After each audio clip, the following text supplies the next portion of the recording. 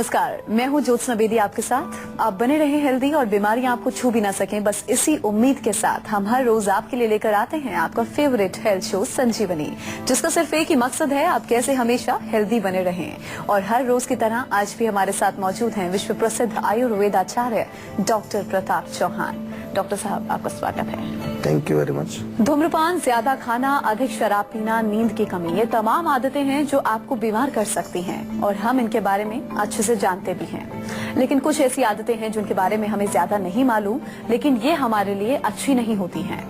इन आदतों को हम गंभीरता से नहीं लेते हैं, जिसका खामियाजा हमारी सेहत को भुगतना पड़ता है। आज संजीवनी के एपिसोड में हम बात करने वाले हैं कुछ ऐसी ही आदतों के बारे में जो हमारी सेहत पर बुरा असर डालती हैं, और इसके साथ ही संजीवनी टिप्स में हम जानेंगे गर्मियों में आंखों में होने वाले इन्फेक्शन को लेकर आप क्या कर सकते हैं।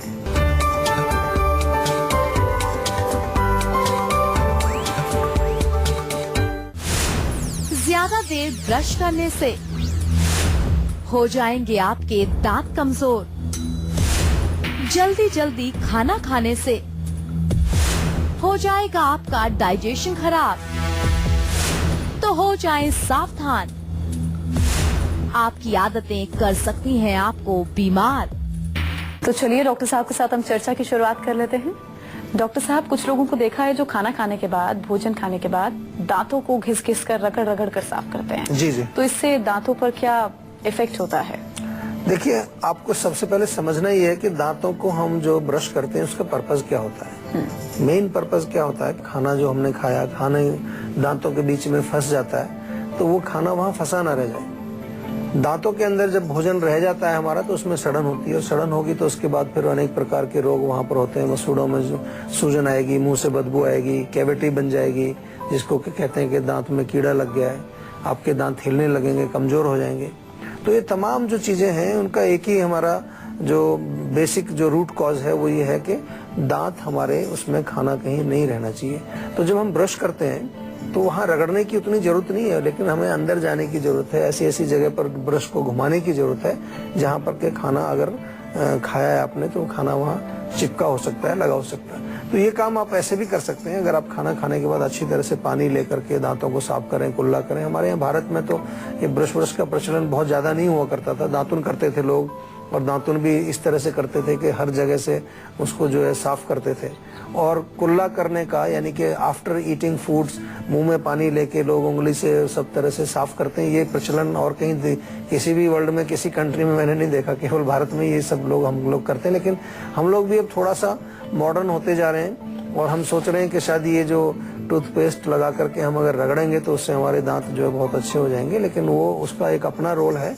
लेकिन डेफिनेटली अगर दांतों को आपको मजबूत रखना है और स्वस्थ रखना है तो दांतों को घिसने की जरूरत नहीं है, आपको पानी से अच्छी तरह से उनको साफ करने की जरूरत है। क्योंकि ज्यादा अगर घिसते रहेंगे तो कहीं आपके दांत ही ना पतले हो जाएं, घिस घिस करके इतने पतले ना हो जाएं, वो जल्दी से जल्दी कमजोर हो जाएंगे। ऐसा भी होता है। आप अगर दांत, वो भी एक प्रकार की हमारे शरीर का एक हिस्सा है, उसको अगर घिसते रहेंगे, ज्यादा घिसेंगे तो उसमें थोड़ा बहुत कमजोरी आ सकती है। अच्छा डॉक्टर साहब, एक शोध में ये चीज निकलकर सामने आई थी कि जो हमारा वर्क स्टेशन है जी, उस पर टॉयलेट से 400 गुना ज्यादा कीटाणु होते हैं। जी जी। तो ऐसे में कंप्यूटर पर तो हम लोग 8-9 घंटे की जो नौकरी करते हैं, कंप्यूटर पर तो लगातार काम करते ही हैं और साथ ही खाते भी हैं काम करते करते। जी। ये कितना हानिकारक है? देखिए, डेफिनेटली ये एक बड़ी रिसर्च अच्छी की थी किसी ने, उसका दिमाग कैसे लगा इसमें। यूनिवर्सिटी ऑफ एरिजोना में ये रिसर्च हुई थी कि उन्होंने ये ढूंढा कि जो हम कीबोर्ड जो हमारा होता है कंप्यूटर का, उसमें उन्होंने माइक्रोब्स, कितने जर्म्स उसमें वो देखा।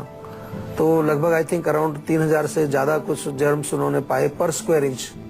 और जो माउस होता है उसमें भी करीब 1500-1700 के करीब माइक्रोब्स पर स्क्वायर इंच में पाए गए। जबकि जो आपका टॉयलेट का जो एरिया होता है वहां पर लगभग मेरे ख्याल से बहुत कम मात्रा में 50 के करीब पर स्क्वायर इंच वहां पर जो है जर्म्स पाए जाते हैं। तो जैसा आपने कहा 400 गुना या इतना कुछ है, काफी ज्यादा जो है वो वहां पर जर्म्स उन्होंने देखे। तो कहने का मतलब क्या है कि हम लोग ज्यादा बीमार यहाँ से हो सकते हैं जो आप कंप्यूटर पर काम कर रहे हैं। तो इसके लिए हमें बहुत सतर्क होने की जरूरत है, बहुत आवश्यकता है कि हम अपने कीबोर्ड को, माउस को, अपने उस एरिया को साफ रखें। उसमें कई तरह की चीजें हैं, जैसे कि हम टॉयलेट को साफ करते हैं तो इसका मतलब इसको भी उसी तरह से हमें कुछ साफ रखने की जरूरत है। कुछ ऐसे स्प्रे आते हैं, उनसे स्प्रे करके उनको आप क्लीन रखें। और बहुत इंपॉर्टेंट चीज, बहुत इंपॉर्टेंट ये है कि जब आप खाना खाते हैं, बहुत सारे लोगों को मैंने देखा वहीं कंप्यूटर के पास ही बैठ करके अपना खा रहे हैं, सब पिज्जा खा रहे हैं, बर्गर खा रहे हैं और अपना लंच भी वहीं कर रहे हैं। तो वो जो चीजें हैं, जब खाना आप खाते हैं तो कुछ ना कुछ और वहाँ गिर जाता है, जिसको कि हम कई बार साफ नहीं करते बाद में, तो वो और ज्यादा नुकसान करता है। नुकसानदायक तो है, हानिकारक तो है जिस तरह आप बता रहे हैं, लेकिन बीमारियों से कौन कौन सी बीमारियां ऐसी हैं जिससे हमें दो चार होना पड़ सकता है? देखिए, कोई भी जब इन्फेक्शन आपको होगा तो कहीं ना कहीं माइक्रोब्स आपके बॉडी में चले गए, और खास तौर से पेट के इन्फेक्शंस बहुत ज्यादा होते हैं। और अब तो ये भी इस रिसर्च में मैं पढ़ रहा था, उसमें ये भी कहा है कि जो बहुत ज्यादा डेडलीस्ट जो आपके सुपर बग जिसको बोलते हैं, वो भी कई बार इसके माध्यम से हमारे शरीर में प्रवेश करते हैं, जिन पर एंटीबायोटिक भी काम नहीं करती है। लेकिन आपको जो है, जो कॉमन चीजें बताएं तो जो अक्सर लोगों को पेट के इन्फेक्शन हो जाते हैं, या कई बार कोल्ड हो गया, कई बार गला खराब हो गया, खांसी हो गई, या कुछ चेस्ट में कंजेशन हो गया, इस तरह के इन्फेक्शन आमतौर पर जल्दी से जल्दी पकड़े जाएंगे, क्योंकि ये हमारे जो है नाक के माध्यम से, नाक, गला और फेफड़ा, इसमें सबसे ज्यादा ही सबसे पहले प्रवेश करेंगे, क्योंकि ब्रीदिंग हम कर रहे हैं। अक्सर कुछ लोगों के लिए साफ पानी की तलाश बोतल बंद पानी पर जाकर टिकती है। सही मायने में बोतल बंद पानी सेहत के लिहाज से कितना सही है, डॉक्टर साहब अब आपको इस बारे में बताएंगे। जी डॉक्टर साहब बताइए। जी देखिए, बोतल बंद पानी की बात अगर हम करें, सबसे पहले तो हमें ये देखना है कि वो बोतल में पानी कहाँ से भरा गया है। आप भी देखते होंगे, कई बार टीवी में भी देखते हैं, ऐसे न्यूज आइटम मैंने देखे हैं, कभी कभार अखबार में भी पढ़ते हैं कि वो उसमें कहीं से ऐसे ही पानी भर के सील करके कई लोग बेचते हैं। और दूसरी चीज ये देखनी है आपको कि जो बोतल है, बोतल के अंदर जो कंटेनर का जो मटेरियल है उसका प्रभाव भी उस पर पड़ता है। और पानी तो आप ज्यादा दिन रख नहीं सकते। अगर आप पानी आप घर में अपने किसी लोटे में, गिलास में रखें तो 2-3 दिन में वो पानी में कुछ आपको स्मेल आनी शुरू हो जाएगी, यानी कि सड़न हो जाती है उसमें। तो बोतल में वो कैसे रह जाता है, महीना 2 महीना या जब भी जितने समय भी, दैट मीन्स कुछ ना कुछ उसमें ऐसी चीजें डाली गई हैं जो उसको खराब नहीं होने देती। तो कुछ ना कुछ उसमें ऐसा कुछ प्रोसेसिंग किया है उसका, जो कि अल्टीमेटली हमारी बॉडी को नुकसान पहुंचा सकता है। इसमें काफी चीजें हैं, आजकल काफी डिबेट में पढ़ता हूं कि टैप वाटर अच्छा होता है या बोतल का वाटर अच्छा होता है, लेकिन टैप वाटर में भी प्रॉब्लम बहुत है। वो एनवायरमेंटल पॉल्यूशन इतने ज्यादा है कि वो पानी में बड़ी गंदगियां हैं। तो पानी की अगर सफाई की बात करें तो बड़ा मुश्किल सा एक क्वेश्चन है कि पानी साफ कहाँ से मिले। तो मैं अक्सर लोगों को यही सलाह देता हूँ, इवन जो आजकल लोग आरओ लगाते हैं, घर में फिल्टर लगाते हैं, उसमें भी कई बार क्वेश्चंस होते हैं कि उसमें कुछ चीजें साफ होती हैं, कुछ नहीं हो पाती। तो फिर भी आप उनका प्रयोग करें, वो बुरी चीजें नहीं है। लेकिन मैं फिर भी एक राय देता हूँ कि आप पानी को बॉयल कर लीजिए अच्छी तरह से, 4-5 लीटर पानी अच्छी तरह उबाल लीजिए, उसको फिर आप जो ठंडा करके किसी अपने बर्तन में भर के रखिए। तांबे के बर्तन बड़े अच्छे होते हैं आजकल, तांबे के आपको कई ऐसे पानी के बर्तन मिलते हैं, उसमें भर के रखिए, उसमें से पानी पीते रहिए आप।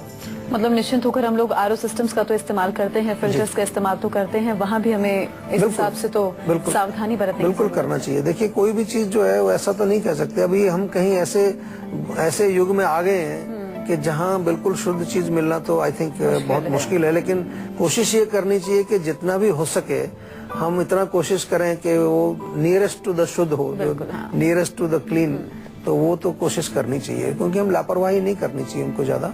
केवल ये फैशन के लिए नहीं है कि मैं पानी बोतल का पीता हूँ और मैं थोड़ा अपना स्टेटस दिखा रहा हूँ। ये भी देखना है कि पानी का सोर्स क्या है, कहाँ से आ रहा है पानी। और एक बड़ी अच्छी चीज मैं आपको बता दूं कि जहाँ हमारा जन्म होता है, जिस एरिया में हमारा जन्म होता है, वहाँ का पानी हमारे लिए सबसे ज्यादा सूटेबल होता है, सबसे अच्छा होता है। कई लोग हमारे पास आते हैं कि जब मैं गांव चला जाता हूँ अपने, तो मेरा पेट बिल्कुल ठीक हो जाता है, और जब इधर आ जाता हूँ काम पर तो पेट खराब हो जाता है। तो ये भी एक आपको सोचना है कि जो पानी जो बोतल वाला आ रहा है वो कहाँ से आ रहा है। आपके एरिया से तो नहीं आ रहा, कहीं दूसरी जगह से ही आ रहा है वो। तो इसलिए अब मैं विदेशों में जाता हूँ, वहाँ तो कई बार, अभी जापान में जाते हैं तो वहाँ फ्रांस का पानी पीते हैं लोग। कई कंपनियां हैं फ्रांस की बड़ी पॉपुलर, वो पूरी दुनिया में पानी भेजती हैं। तो दूसरे देशों से भी पानी लोग आ रहा है बोतल में भर के, उसको भी पी रहे हैं लोग। तो हमें देखना है कि अपने एरिया का कोई अगर स्रोत हमारा है तो ज्यादा अच्छा रहेगा हमारे लिए। गोवा से ईशा जुड़ी हैं। जी ईशा, आप पूछ सकती हैं, क्या पूछना चाहती हैं? Good afternoon sir. जी नमस्कार। एक्चुअली मुझे अपने बारे में नहीं, मुझे अपने एक आंटी के बारे में पूछना था। जी एक्चुअली क्या है, उन्हें कमर में बहुत पेन रहता है, सिर्फ नॉर्मल पेन रहता है। अच्छा, मतलब लोअर बैक में? लोअर में। अच्छा। जैसे कि अगर एक बार बैठ जाती हैं तो एकदम से उठ नहीं पाती हैं। और जब अगर उठती है तो बैठ नहीं पाती है। कहाँ रहते हैं वो? वो रहते हैं फरीदाबाद में। फरीदाबाद में रहते हैं। देखिए फरीदाबाद तो हमारा मेन सेंटर है, हमारा वहाँ पर जो है सब कुछ हमारा हेडक्वार्टर वहीं पर है। तो जीवा में जाकर के पेन काम ऑयल वो ले लें। पेन काम ऑयल बहुत गजब की चीज है। कमर दर्द हो, कहीं मस्कुलर पेन हो, आपको सिर में दर्द हो, एनी टाइप ऑफ पेन, उसको लगाइए। बहुत जोड़ों का दर्द, आर्थराइटिस, गठिया, सब में उसका प्रयोग करते हैं लोग। और दूसरी चीज पंचकर्म चिकित्सा वहाँ पर होती है हमारे फरीदाबाद में। उनका थोड़ा सा 2-3 सेटिंग लेंगी, वो कुछ पोटली मसाज, कटी बस्ती वगैरह करेंगे तो शी विल बी फाइन। लेकिन एक चीज का ध्यान रखना है कि पेट अच्छा रहना चाहिए। आमतौर पर मैंने देखा कि पेट खराब हुआ, पेट में गैस बननी शुरू हुई, पेट थोड़ा बाहर निकला, पेट थोड़ा फूल गया, तो उससे कमर दर्द कई लोगों को होता है। और महिलाओं में जैसा कि आपने जिक्र किया, कभी कभार मेंस्ट्रुअल पीरियड के साथ भी इसका कनेक्शन होता है। यानी कि अगर पीरियड्स में कोई प्रॉब्लम हो किसी तरह की, या वाइट डिस्चार्ज ज्यादा हो रहा है, उसके लेकर के भी कमर दर्द हो सकता है। तो कहने का मतलब ये है कि आपको सबसे पहले जानने की कोशिश ये करनी है कि कमर दर्द का रूट कॉज आपका क्या है। कभी कभार ऐसी झटका लगने से कमर में दर्द शुरू हो जाता है। कभी कभार पोस्ट डिलीवरी मैंने देखा है कई लोगों को, क्योंकि डिलीवरी के टाइम हमारी पूरी कमर की जो पेल्विस है वो थोड़ी खुल जाती है। बाद में उसको रिटेन करने के लिए हमें कई बार कोशिश नहीं करते हम, कुछ आयुर्वेदिक चिकित्सा नहीं करते, खाना पीने का कोई परहेज नहीं करते, तो उसके बाद भी कई लोगों को ये प्रॉब्लम शुरू हो जाती है। बहुत सिंपल है स्वस्थ रहना, ज्यादा मुश्किल काम नहीं है। केवल आपको थोड़ी सी बुद्धि लगाने की जरूरत है, थोड़ा सोचने की जरूरत है। और अगर आपको कोई चीज समझ नहीं आ रही है तो केवल एक फोन लगाने की जरूरत है। हमारे डॉक्टर्स आपको अच्छी तरह से समझाते हैं। जैसे हम ऐसे हमारे डॉक्टर्स भी आपको अच्छी तरह से आपके रोग के बारे में समझाएंगे। और अब अगर आपको किसी प्रकार की कोई चिकित्सा या कोई औषधि की आवश्यकता होती है तो वो भी हमारे यहाँ से आपको उपलब्ध कराई जाती है। तो डॉक्टर साहब, आज हम लोग बुरी आदतों पर चर्चा कर रहे हैं जी। तो कुछ लोग जो है खाना बनाते हैं इलेक्ट्रिकल स्टोव पर, और कुछ लोग कुकिंग गैस पर खाना बनाते हैं। हाँ जी। तो दोनों में से कौन सा ठीक है? देखिए दोनों ही वैसे बहुत अच्छे नहीं है। अगर देखा जाए तो हैं तो मॉडर्न तरीके सभी है। पुराने समय में जो खाना बनाने की जो तरीके थे वो बड़े नेचुरल होते थे। जो चूल्हा जला करके, लकड़ी जला करके, और फिर पकाने की विधि बड़ी जो है, उसका मेन पर्पस क्या होता है कि जो हमारा खाना है वो खाना पूरी तरह से वो पक जाए और उसके जो पोषण जो उसके अंदर है, जो न्यूट्रिशन उसके अंदर है, पोषक तत्व जो उसमें, वो भी नष्ट ना हो। लेकिन आजकल ये जो इलेक्ट्रिकल अप्लायंसेस हैं, क्योंकि उनमें फिर इलेक्ट्रिकल करंट, उनकी रेडिएशन, उनकी जो एनर्जी है, कुकिंग गैस का भी जो है, ऑफ कोर्स दोनों में कंपैरिजन करें तो cooking gas is better than electrical appliances. लेकिन कुकिंग गैस को भी हम कंपेयर करें अगर पुराने वालों से तो फिर उतनी बात नहीं। लेकिन अब वो तो जमाना रहा नहीं, तो मैं यही कहूंगा कि try to use cooking gas as compare to electrical appliances. अच्छा, कुछ लोग ऐसे भी हैं डॉक्टर साहब जो खाना खाने का जो समय होता है उसे समय की बर्बादी मानते हैं। हाँ। और ये बुरी आदत मुझ में भी है। तो ऐसे में ये सेहत के लिए कितनी नुकसानदायक है? नहीं, ये तो आजकल बहुत लोगों में है ऐसी आदत, और मैं समझ नहीं पाता कि वो ऐसा क्यों करते हैं लोग। कहीं ना कहीं कुछ हमारे दिमाग में ऐसी चीज घुस गई है कि अगर खाना खाने के लिए हमने टाइम निकाला तो टाइम वेस्ट कर रहे हैं। बिल्कुल, जल्दी खाना चाहिए, या खाना कई बार मिस कर देते हैं, भाई काम बहुत है। तो मैं उन लोगों से एक ही प्रश्न पूछता हूँ, आपसे भी पूछता हूँ, सब दर्शकों से, कि आप आखिर काम क्यों करते हो? तो जब मैं ये प्रश्न किसी से पूछता हूँ तो पहला उत्तर होता है कि ताकि हम खाना खा सकें। तो काम तो कर रहे हो आप दबा करके, खाना खाने का टाइम नहीं है, तो फिर काम मत करिए, इसका फायदा क्या है? तो हमेशा जो है आपको खाना इत्मीनान से खाना चाहिए, चाहे दुनिया इधर से उधर हो जाए, चाहे दुनिया घूम जाए, पलट जाए, कुछ भी हो जाए। क्योंकि हमारा मेन उद्देश्य जो कमाने का है वो इसलिए कि हम शांति से खाना खा सकें। तो खाना खाते समय कोई टेंशन, किसी तरह की कोई जल्दबाजी नहीं होनी चाहिए। क्योंकि खाना अगर आपने चबा करके आराम से नहीं खाया तो वो खाना पचेगा नहीं, और पचेगा नहीं तो ना उससे पोषण मिलेगा आपको, और बीमारी आपके शरीर में जरूर आएगी। क्योंकि जब अपच होगा, इंडाइजेशन होगा, तो आम बनेगा, और आम बनेगा तो आपका काम तमाम हो ही जाएगा। ये तो आपको मालूम ही है सबको कि आम से कितनी सारी बीमारियां होती हैं। तो इसलिए हमेशा खाना आराम से खाना चाहिए, चबा करके खाना चाहिए, शांत और प्रिय, जो हम कहते हैं कि बिल्कुल शांति और अंदर प्रीति, लव होना चाहिए। खाना खाते समय अपने अंदर एक प्रीति की भावना आपको पैदा करनी चाहिए। अच्छा डॉक्टर साहब, आजकल स्ट्रॉ का भी फैशन बहुत ज्यादा है जी। कोल्ड ड्रिंक पी रहे हैं, जूस पी रहे हैं, स्ट्रॉ के साथ पीनी है, तो ये कितना हानिकारक है हमारे लिए? देखिए, स्ट्रॉ एक कंफर्टेबल के उसके लिए भी पीते हैं लोग, आजकल कुछ फैशन में भी पीते हैं, और कुछ अगर मेडिकल पॉइंट ऑफ व्यू से देखें तो मैंने ऐसा सुना है कि कुछ लोग, डेंटिस्ट लोग कई बार सजेस्ट करते हैं कि स्ट्रॉ से अगर आप कॉफी पिए, कोल्ड कॉफी पिए या कुछ कोल्ड ड्रिंक पिए जो कि काफी एसिडिक होती है, तो आपके दांत खराब नहीं होते। ऐसा कुछ लोगों का एक मानना है, लेकिन मैं नहीं मानता, क्योंकि जैसे ही आपके मुंह में वो जाएगा तो दांतों को तो टच होगा ही होगा, बिल्कुल। तो दांतों को नहीं बचा सकते आप। और जहाँ तक फिर वही कहते हैं बात के कितना हानिकारक है, कितना अच्छा है, खराब है, तो हमेशा नेचुरल तरीके से हम जिस चीज को सेवन करते हैं, हमारे यहाँ तो यहाँ तक भी है हमारी संस्कृति में, हमारे आयुर्वेद में, कि हाथ से खाना खाना चाहिए। तो हाथ से खाना खाने का मतलब भी वही है कि आप जैसे कोई चीज पी रहे हैं तो उसको डायरेक्ट पीना चाहिए, क्योंकि जहाँ बीच में स्ट्रॉ आ गया, बीच में चम्मच आ गई, या आपका नाइफ आ गया, फोर्क आ गया, आजकल नई नई चीजें, तो वो आपका एक भोजन से एक डिस्टेंस हो गया, आपका टच उसके अंदर नहीं। और सब बहुत ट्रेंडी हो रहे हैं। हाँ, तो टच से जो है एक एनर्जी आपके अंदर आती है, उस भोजन को आप जब किसी भी चीज को टच करते हैं तो उसके साथ एक कनेक्शन आपका बनता है। तो डेफिनेटली कोशिश करनी चाहिए कि आपको डायरेक्ट पीना चाहिए, जो भी पी रहे हैं। स्ट्रॉ का इस्तेमाल कम से कम करना चाहिए। पोल्यूशन भी कम होगा। बिल्कुल।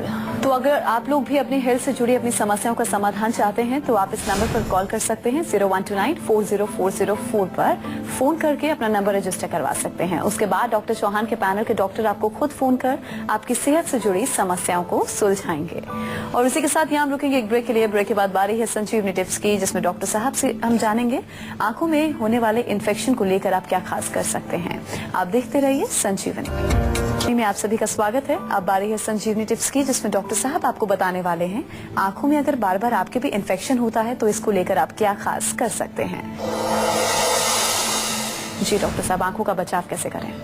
देखिए, आंखों को अगर आपको इन्फेक्शन से बचाना है, खास तौर से गर्मी के मौसम में आपने देखा होगा लाल हो जाती है, खुजली हो जाती है, खारिश होती है, तो एक तो पानी के छींटे उसमें रेगुलर मारते रहें दिन भर में। खास तौर से बहुत ज्यादा गर्मी जब होगी तो आंखों पर उसका प्रभाव पड़ता है। और गुलाब जल रखना चाहिए, गुलाब जल आप डालें आंखों में सुबह शाम, उससे बहुत फर्क पड़ेगा। अगर आंखें किसी तरह से इन्फेक्शन उसमें हो जाता है आपके, तो गर्म पानी में थोड़ा सा नमक डाल करके, कॉटन का डिप करके, उससे आप उसको थोड़ा सिकाई करेंगे, या बोरिक एसिड पानी में घोल करके उससे आंखों को धोते हैं। और एक चीज कर सकते हैं आप कि अगर धनिया आपके घर में है तो धनिया थोड़ा सा पानी में अच्छी तरह से उबाल लें, धनिया का पाउडर अच्छी तरह, उसको ठंडा होने पर उसका बिल्कुल उसको पतले कपड़े में से छान लीजिए, तो वो आप आंख में डाल सकते हैं। धनिया का पानी, सौंफ का पानी, कोई भी जो कूलिंग चीज होगी वो आपको डेफिनेटली आराम देगी। और आलू घर में होता ही है, आलू का स्लाइस काट करके वो भी आंखों पर रख के आप आराम से थोड़ी देर लेट जाइए, तो उससे भी आपको काफी राहत मिलेगी। चलिए, बहुत बहुत शुक्रिया डॉक्टर साहब इस तमाम जानकारी के लिए। Thank you. तो आशा करते हैं डॉक्टर साहब ने आपको जो उपाय बताए हैं उन्हें आप जरूर अपनाएंगे और हमेशा सेहतमंद रहेंगे। और संजीवनी प्रोग्राम के जरिए हम आपको हमेशा फिट और हेल्दी बनाए रखेंगे। आपको एक बार फिर से हम बता दें, आप हमारे नंबर 0129404004 पर फोन कर अपना नंबर रजिस्टर करवा सकते हैं। आप हमें ईमेल भी कर सकते हैं। हमारा ईमेल आईडी है info@jiva.com। आप फेसबुक के जरिए भी हमसे जुड़ सकते हैं। हमारी फेसबुक आईडी है www.facebook.com/jiva ayurveda। तो इसी उम्मीद के साथ कि आप हमेशा खुश रहें, स्वस्थ रहें। अगले एपिसोड में आपसे फिर से मुलाकात होगी। तब तक के लिए मुझे दीजिए इजाजत। नमस्कार।